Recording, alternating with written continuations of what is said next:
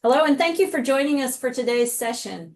This webinar is part of our Capital Conversation series, where we provide a unique opportunity to hear directly from key policymakers and leading experts and Lutheran Services in America staff about the latest policy developments and their implications. Today, we'll be learning about the results of our Here We Stand Medicaid public opinion survey. So really excited to see some of that data, its implications for our advocacy strategy and our work as we go forward, as well as the findings from our latest Strengthening Families initiative, which is an issue briefs on aligning social services with Medicaid Managed Care Organizations. So as you can see on the Zoom room, joining us for this discussion are Sylvia Manrique, who's the SVP of Public Relations at 4Media Group, and Katie Horton, who is a research professor from the George Washington University Milken Institute for Public Health. Sue, I'll now turn it over to you, Sue Polis, to provide a framework for our discussion today. Thank you so much. Thanks, Alicia, and special thanks to Sylvia and Shafi from 4Media and Atomic Research, and Katie Horton at GW for their time to be with us today.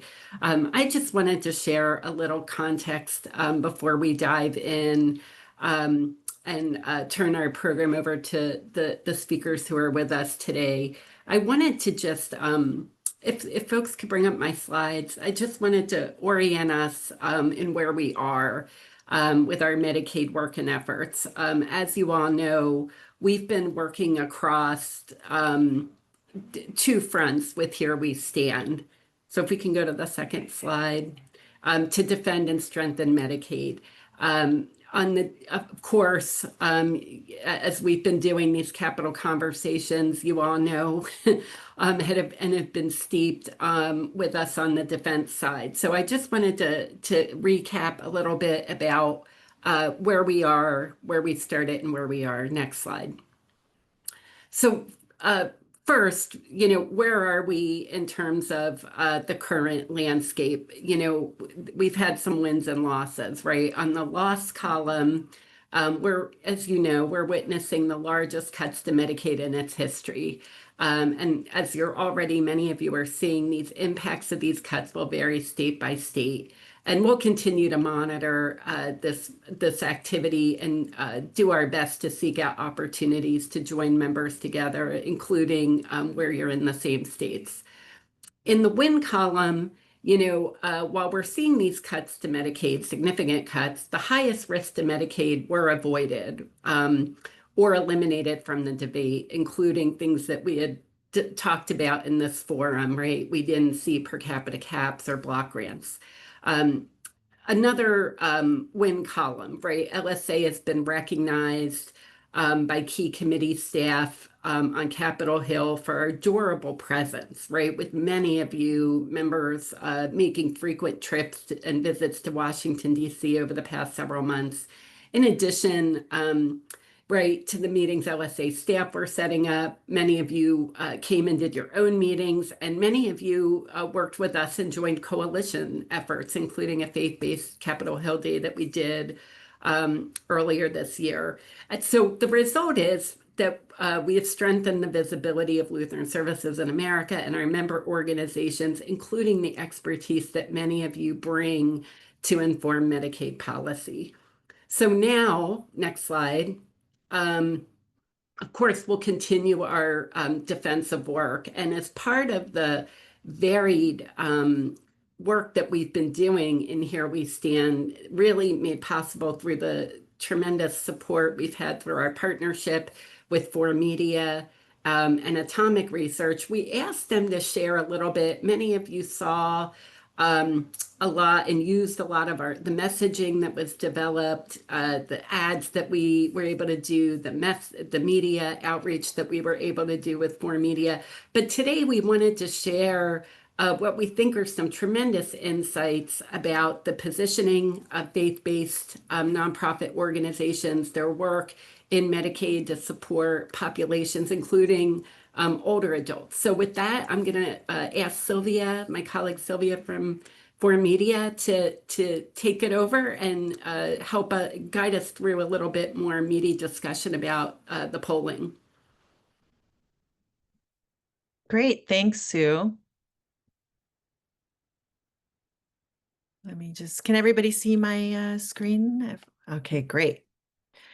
So I'll just, before I turn it over to my colleague Shafi, who knows a lot more about the survey and can talk about the results from a research perspective, I just wanted to sort of set the stage on, why we did this. And as part of our work that we started in the spring, we really wanted to better understand how people think about healthcare and who they trust to deliver it.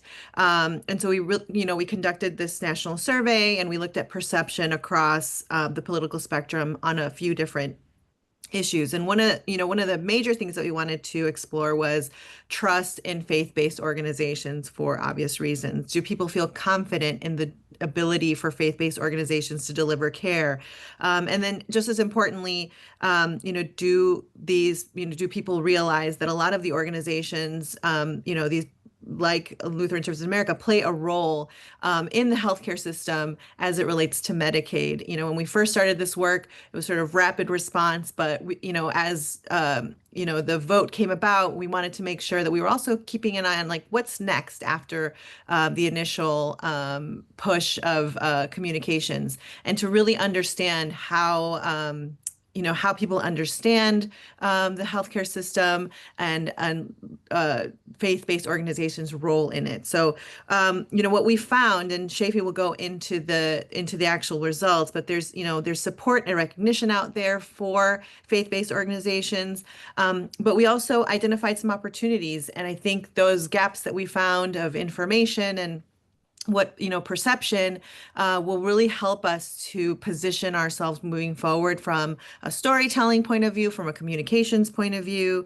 And so these insights are really going to help shape sort of the next step in messaging and how we help people understand the role of faith-based organizations and also, the role that Medicaid plays in that. So I will toss it over to my colleague Shafi, who is a research lead at Atomic, who is part of 4Media. It's our research arm.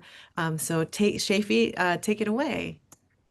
Thank you, Sylvia. And in the interest of everyone's time, I'll move through this pretty quickly. And then Keith Warden from our team is also here, so we'll be able to answer any questions at the end. We begin with the methodology. We surveyed 2009 adults throughout the United States. There's a margin of error of plus or minus 2 percentage points, and the field work took place between June 9th and June 12th. And as is the case with every form of survey-related research, our objective here is to validate and illuminate. So we can move to the next slide, please. Key themes and key data points.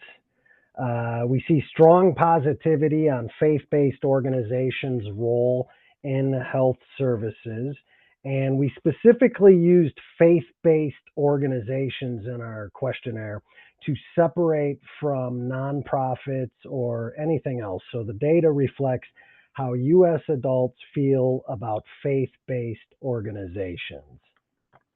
Next, please. And support for faith-based care and Medicaid crosses party lines with distinct emphasis. And we'll get into more of that as we continue, please. Belief in the vital role in helping support communities is strong. Nearly 2 in 3 U.S. adults believe faith-based organizations play a vital role in helping to support communities. Next slide.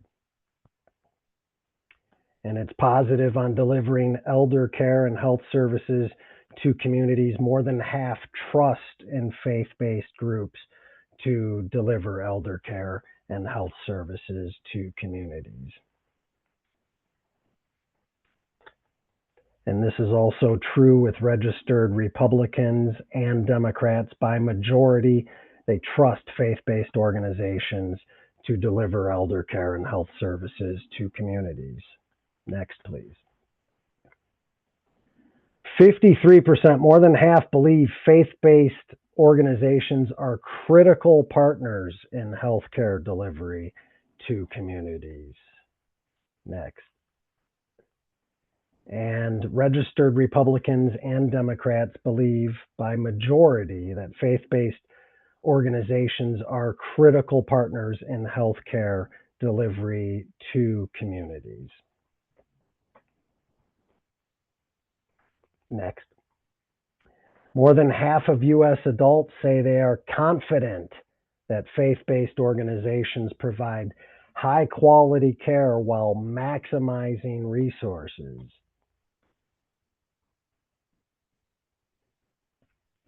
And Medicaid and working adults knowledge is in the majority. 55% believe the majority of people who receive Medicaid benefits are working adults. And as we'll see in the next slide, that is also true with registered Republicans and Democrats, as well as half of independents.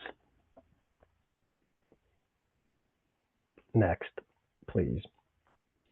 Nearly 4 in 5 U.S. adults believe that providing Medicaid to people in need is the right thing to do. And you may notice here that the largest percentage of respondents indicated that that was very true of what they believe. And I'd also like to point out that we leaned into people in need, not Americans in need or illegal immigrants or old people in need or young people in need, but simply people in need. And we don't define a level of need. It's simply people in need. They believe it's the right thing to do. Next. And this is also true with registered Democrats and Republicans, as well as independents. Again, that providing Medicaid for people in need is the right thing to do. Next slide, please. We have high support for government funding of faith-based elder care and services for people with disabilities. That's nearly 4 in 5 U.S. adults. And next. Support of government funding of faith-based elder care and services for people with disabilities is also high across parties, Republicans, Democrats, independents, and also 73% of U.S. adults who are not affiliated with any political party.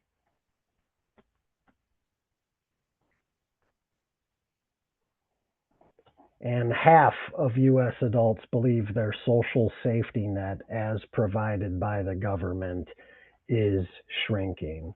And if we go to the next slide, we see that Republicans, Democrats alike say their safety net provided by the government is shrinking. Also, the majority of independents.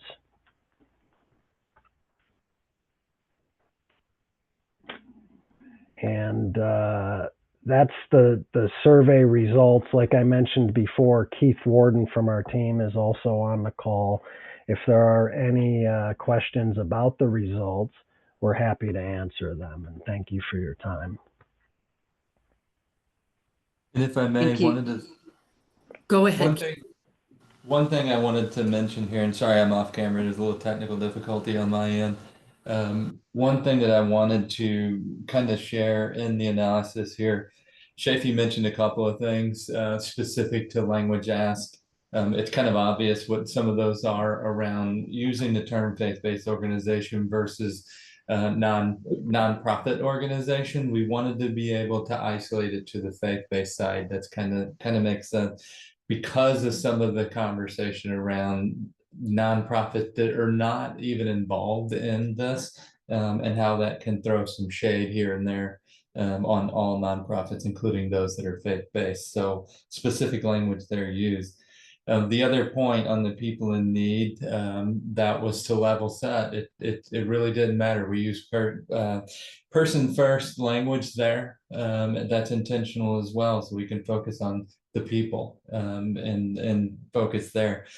So the one thing too that I wanted to share a little bit more on when we think about how things came out of the survey related to a political party. It's often easy to get into our own lane and think in terms of party leaders representing the exact opinion of the people who are members of that party, and the details and the response that we see here from both sides of the aisle as far as the people that are members of these of the political parties, whether they're GOP, Democrat, or independent, or none of the above. So I call that out because it does show that there's massive opportunities to connect on both sides in meaningful ways as the conversation around what impact the big beautiful bill is going to have on Medicaid and communities that need it, and organizations that help support that. So I urge you to really think about that and to look at the data. We're happy to share whatever else you need. And some of you have probably seen it on the news. The Vice President, JD Vance, is currently basically on a road show, selling the big beautiful bill into local communities. He's on the ground right now in Georgia. So it's something to keep in mind, is there's opportunity on both sides of the aisle. There's opportunities because the public, the people, US adults have said, this is the right thing to do. This is what we need. We got to support things. We support you. We support faith-based organizations. And there's other data in there too that suggests that they're more supportive of faith-based organizations compared to government organizations. So stay tuned for more, and we'll share that out. Great. And before we and I just wanted to just bring some more context on what the findings mean for us in terms of communications. Obviously, as Keith mentioned, it validates that role that faith-based organizations play in our communities. And that's obviously something that we believed already internally, but it's really good to see that validated externally.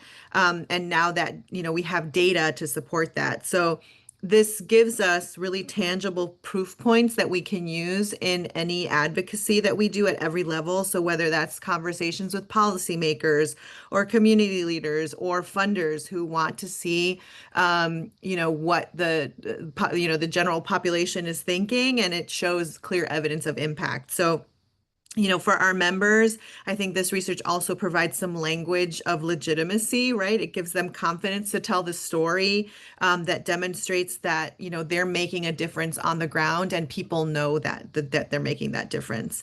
And then more importantly, on the communication side, like I mentioned, these findings really set us up for action because now we have more tangible data and proof points to infuse into our storytelling. I know that last time, I think some people might have been on the, in a meeting where we talked about doing a radio media tour, for example, where we target radio stations in key communities to talk about, the importance of faith-based organizations, the impact that the Big Beautiful Bill is going to have on communities. And so I think these insights will help sort of drive that public conversation and help us reach out to journalists who can help elevate this story. So data always gives us an opportunity to talk to journalists. We know our journalists love data points. And so again, this is something that we can use in our storytelling. So I think the main idea that we want you to take away from this, and we'll share the deck so that you have the research, but this data isn't meant to just sit on the shelf. We're going to use this data to influence, to advocate, and to keep positioning our work as impactful. So more to come on what we'll do with the data from a public communication standpoint. And I think we can open it up to questions. Yeah, thanks, Sylvia and Shafi and Keith. I think what you were able to share today is meaningful for all the reasons you just articulated. When we look at faith in organizations, trust in organizations across the board, so much has been lost and eroded over the last several years. And so these results really are quite significant in terms of the trust in faith-based organizations. And it does seem like something, as Sylvia said, that can be better leveraged, right? So please, if you have questions now, raise your hand or put them in the chat while we have the folks with us from For Media. If you have ideas about how you might use this, but need some help, reach out to us, because we want to make sure we can meet your needs in the way that is most helpful as you try to leverage some of this for your efforts, either at the state level or regionally, or however that looks. Any questions?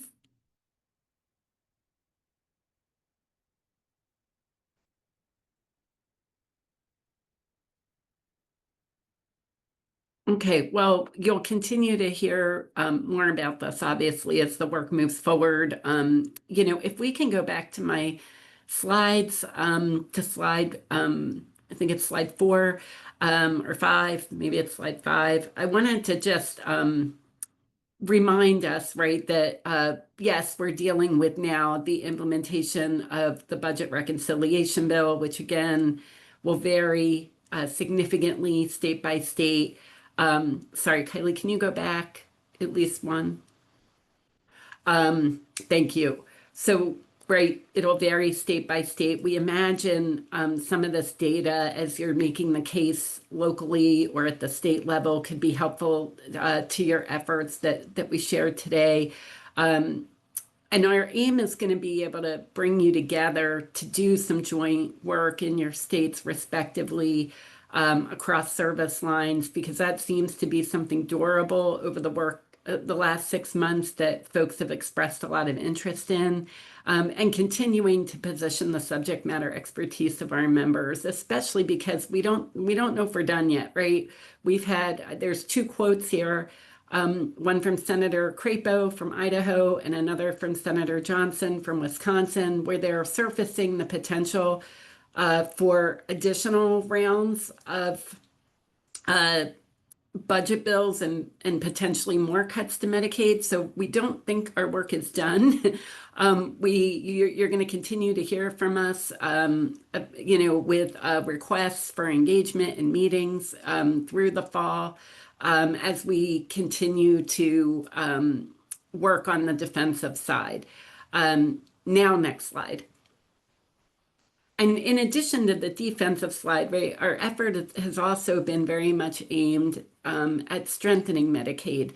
And so over the past several months, we've been working really closely with many of you to pull forth examples of how you're working to strengthen outcomes for children and families on Medicaid, including through partnerships with Medicaid Managed Care.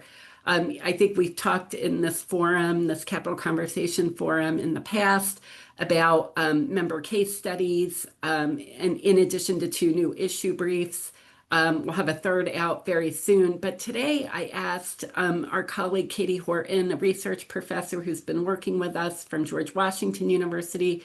Katie and her team have done some really significant analysis looking at how social services, health-related social needs, social services, housing, transportation, food are being covered by Medicaid, including through managed care organizations, through contracts, as well as through waiver authority, through Centers for Medicaid and Medicaid Services.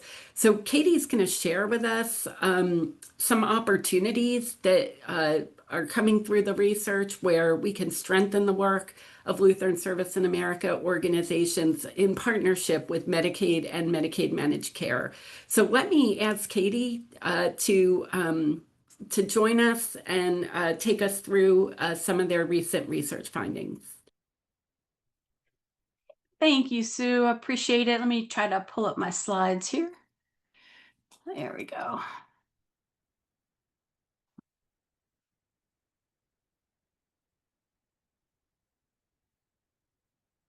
Great. Can everybody see those slides okay and hear me okay?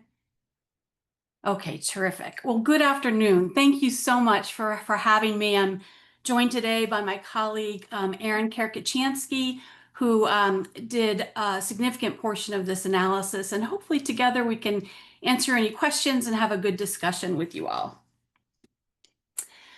So Sue referenced the Strengthening Families Initiative, which has been really our honor to work with you all on. And the project goals are to better align health and human service organizations with Medicaid managed care organizations and really Medicaid broadly. We know that Medicaid's covering more and more folks, at least historically in the past few years. We may see cutbacks on that number, but we know this is a major payer and very important to the folks that you all serve. A second project goal is to forge greater alignment for hopefully improved health outcomes for individuals and families. So alignment with Medicaid managed care, alignment with Medicaid state offices, hopefully getting LSA members the information they need to be empowered to have proactive conversations with both MCOs and the state Medicaid offices to hopefully shift Medicaid policy, right? To be on the forefront rather than just the recipient of whatever comes your way after the decisions have been made. How do you be proactive? How do you engage in that relationship, promoting new policies? So to date, Sue mentioned we've done 11 LSA member case studies, and boy, we were so, I hate to use the word surprised, but I was surprised at the diversity and the innovation that we found in these case studies. I thought, oh gosh, yes, we'll see a lot of contracting maybe with the state and it all sort of looks the same. But when we got into it, the innovation was really impressive. Everything from variation on value-based payment to joint ventures with MCOs, Medicaid MCOs, lots of different arrangements to deliver care together with Medicaid MCOs. So really interesting, and thanks to so many of you on the call today who talked with us and shared your story, really helpful. We've done 3 issue briefs documenting LSA's history, particularly the Results Innovation Lab, which is such a fantastic initiative to be able to bring members together to test new policy initiatives, to have that open forum among yourselves about how to move something forward. So really trying to document that history and the importance of the lab was the point of one of our briefs. And then the one that we're talking about today is really looking closely at understanding that social service sector's role in addressing behavioral health and broader health-related social needs that impact health outcomes by looking at a whole variety of documents. And we're trying to identify these state Medicaid policies through managed care contract requirements and a whole host of other documents in an effort to really, at the end of the day, create a data set. If you are a member, for example, an LSA member, and you say, gosh, I love what state X is doing. How have they done that? So we're hopefully creating this menu where you can go and actually click on critical documents, policy guidance, to sort of say, okay, this is how they did it. Well, maybe my state would have interest too. Let me take that guidance, let me take that example and start sharing that with my state as well.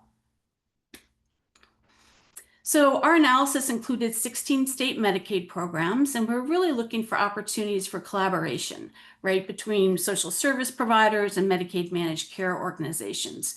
We looked at a whole host of documents. GW has a data set that includes all of the master agreements and contracts between Medicaid offices and Medicaid managed care organizations. So we looked very deeply at what those requirements are coming out of each state Medicaid office. How are they positioned in those contracts? What is the language being used?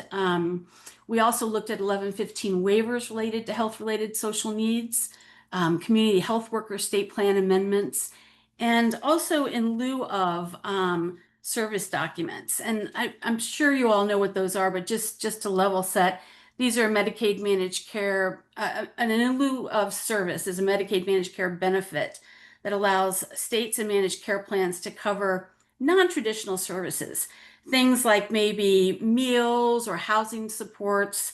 They generally address social determinants of health, and they must be medically necessary. So we looked at those documents as well. We looked at the managed care external quality reviews to see what types of initiatives were underway that might be related to health-related social needs, and have pulled all that together into a data set that I think will become available to you all shortly. These are the states we analyzed. We included 3 fee-for-service states, Alaska, South Dakota, and Wyoming, because we wanted to make sure we were having a comprehensive picture beyond just those states that used Medicaid managed care. We picked the states based on the case study. So we tried to include an analysis from every case study that we did, in addition to a really thorough literature review that we conducted. So we pulled best practices in states that were doing very innovative things. And this is what informed our list of states. So some key takeaways from the analysis. Social service organizations successfully partner with Medicaid managed care in a whole host of ways to provide integrated care to the populations they serve. There are lots of opportunities that exist to expand strategic partnerships between social service organizations and MCOs, including, whether it's state Medicaid policies or managed care contract requirements. And hopefully this data set will help you all understand in what ways. I'm going to just pull this over so I can see. Social service organizations can leverage these existing and future state Medicaid program innovations to support their outreach for care coordination services related to health-related social needs. So, looking at all of the ways other states have used these provisions could be helpful to you in your own efforts.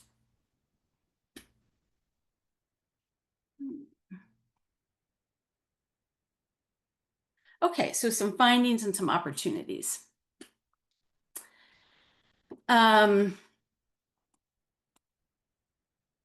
am having a little bit of trouble with my slides here. Okay, state Medicaid programs are really increasingly requiring health-related social needs related screening and assessments of Medicaid beneficiaries, which is a great policy lever for LSA members, right? So if you can get that requirement baked into policy, those referrals hopefully will come to you, and you can really do your work well that way.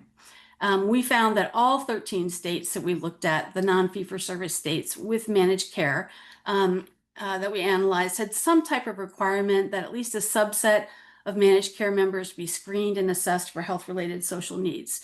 Really important for the folks that you serve. Some examples: Massachusetts and Illinois.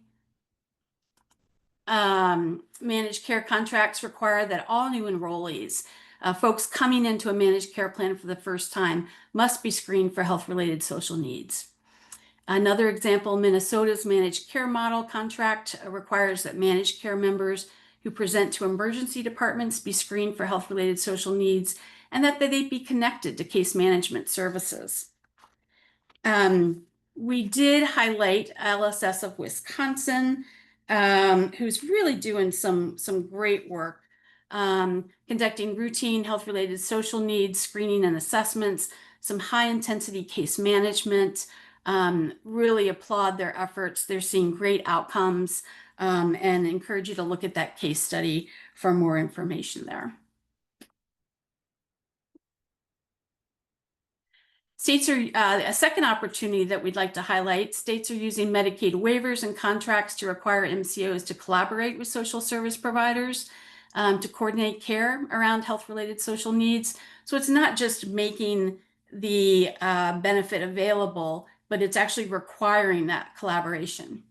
Among the 13 states that we reviewed with Medicaid managed care, every one of those states required that MCOs coordinate care with social service organizations to address their members' social needs.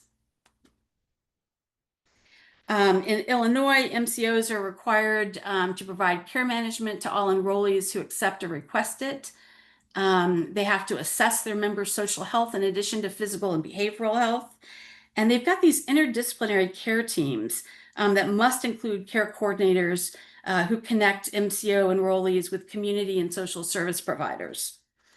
So that is a great benefit, I think. In Florida, there's a new managed care contract process starting this year, running through 2030, where Medicaid MCOs will be specifically required to establish and maintain partnerships with community-based organizations to address health-related social needs. This would include through case management and referral. In this section of Opportunity 2, we highlight Lutheran Services of Florida.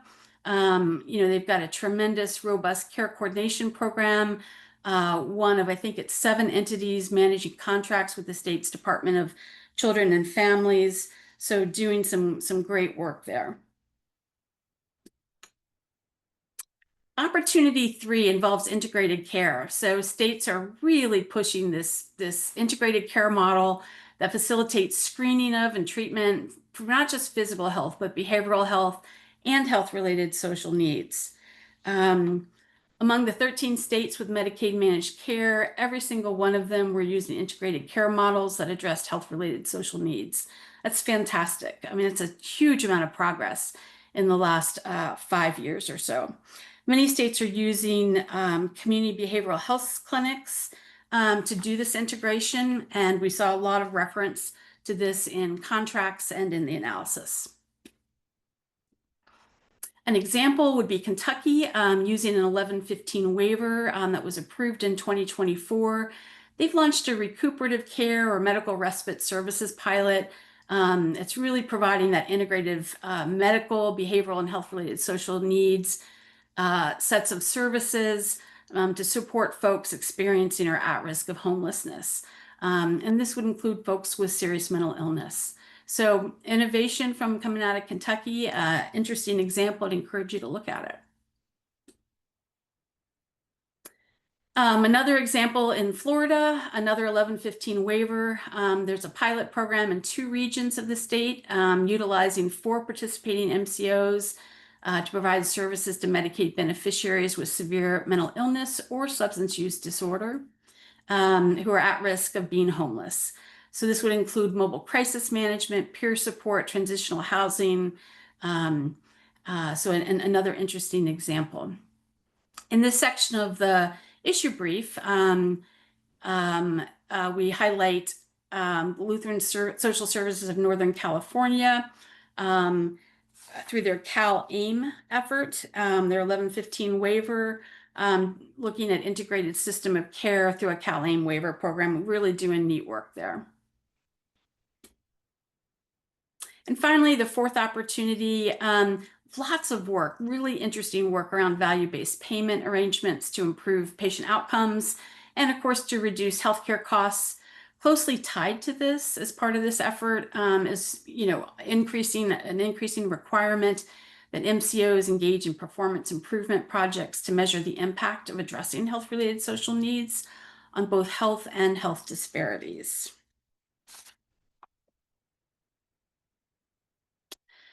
When we did the analysis, 11 of the 13 states we looked at with Medicaid managed care have implemented value-based payment that incentivizes MCOs to both account for health-related social needs or encourage them to engage with communities, including community-based organizations, to address health disparities. An example under this opportunity would be Massachusetts, where MCOs and ACOs are financially rewarded by the state with quality incentive payments as they look and collect at their health-related social needs data, their screening rates, their improvements in access. So this quality metric is really driving some important work in this area. Nebraska would be another example. Their managed care model contract is requiring MCOs to submit their plans to the state for implementing value-based purchasing agreements with contracted providers. These plans include strategies for localizing care management, addressing social determinants of health gaps, and addressing health equity for their members. So I think by studying these examples and others in the data set that I know LSA will make available to folks, you can see really interesting work, innovation in the health-related social needs area and the social determinants of health area. We do know that this administration is clawing back a bit of opportunity in this area. There's some political uncertainty at the federal level. There've been some federal Medicaid guidance that's been withdrawn. But we know that at the state level, most states in our analysis, including those with and without Medicaid managed care, are really embracing the benefits of health-related social needs, particularly where you can make the case, the value case, where you're both improving healthcare and containing costs. We anticipate, this interest to continue.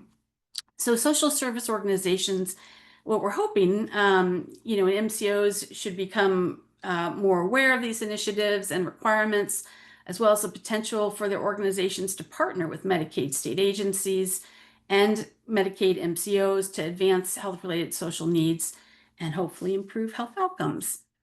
And Sue, with that, I'll turn it over to you. Thank you, Katie, and thanks, Erin, for all your work and efforts on this. And, Katie mentioned 11 case studies. 5 of those have been posted. The remaining 6 are being vetted with our members before we make them public. So those should be coming online in the next couple of weeks. The 3rd issue brief that contains a lot of the information Katie shared today will also be forthcoming. That's just going through a final review with our partner. You'll continue to hear about this work over the next several months. All of this work that Katie and her team have been doing with us on the research end, it's going to culminate in the release of a blueprint that we're planning to disseminate in November, and we'll be having more discussion about that, perhaps including for this venue too, but probably more broadly as well. To try to make sure that we're doing as much as we can, right, to help you and support you and your work in building these strategic partnerships with your managed care plans and informing Medicaid, right, to make sure that so many of you have told us time and time again, payment, reimbursement, especially for a lot of these services you provide, is a huge challenge. And our aim is to try to make sure that you have resources, support, to navigate this, which is a lot of what Katie and Erin and others have been helping us pull together. So any questions for Katie or Erin or for us, Lutheran Services and America staff?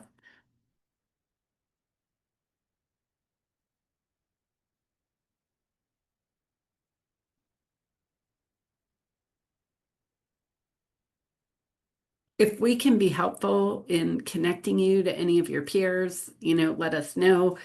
We are kicking off soon. We have 2 demonstration sites that'll be part of this work, including in Pennsylvania and Virginia. So you're going to continue to hear more. Oh, Rebecca is asking, Katie, if you can repeat opportunity 4. Could you bring back up your slides and talk about that again?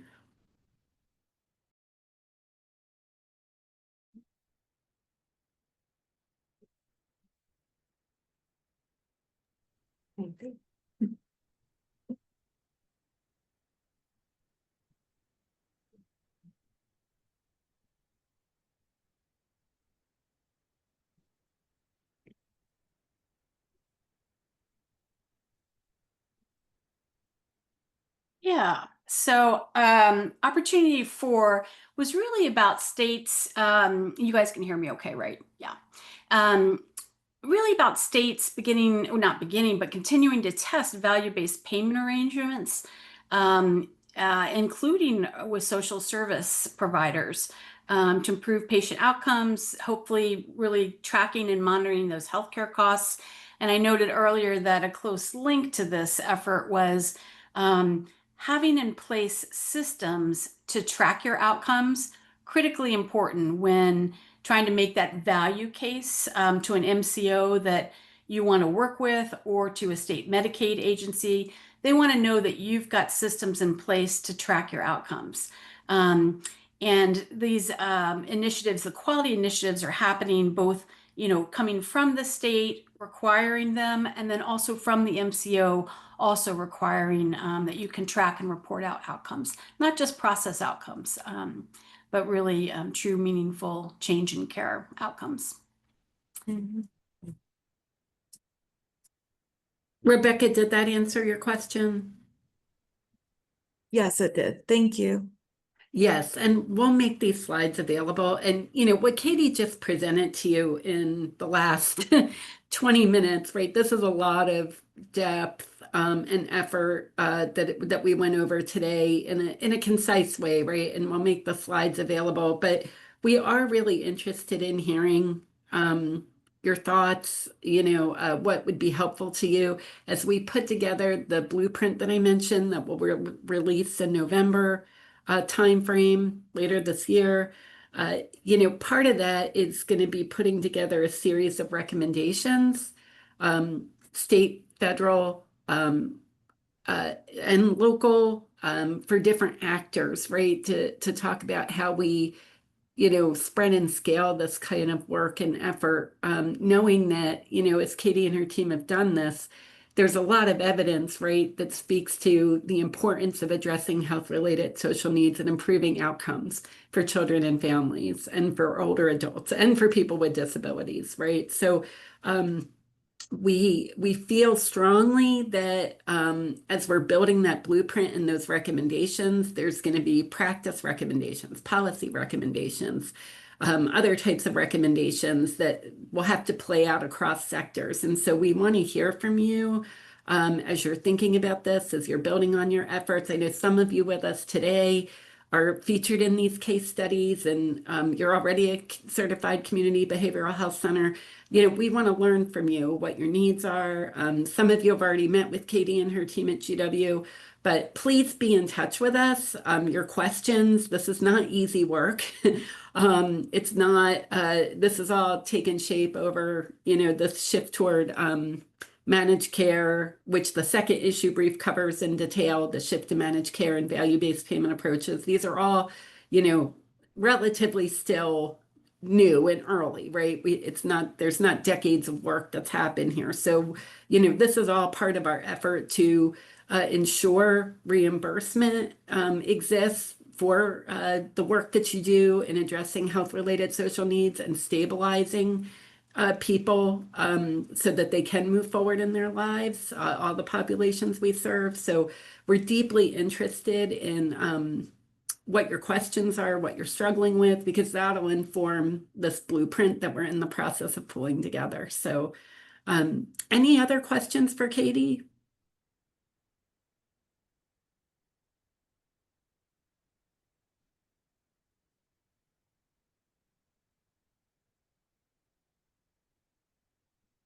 Okay, well, please keep in touch with us. This is our ongoing Capital Conversation series. So our next one will be, they are always the third Thursday of each month at 1 p.m. Eastern. So the next one in September will be joined by colleagues from the National Association of Medicaid Directors, talking about in more detail some of what we touched on today in a high level. That variability state to state, the National Association of Medicaid Directors are going to help us think about what that looks like, where their opportunities are for greater collaboration, including with Medicaid policy leaders in your different states. So please look out for that. And we'll also be sharing broader updates.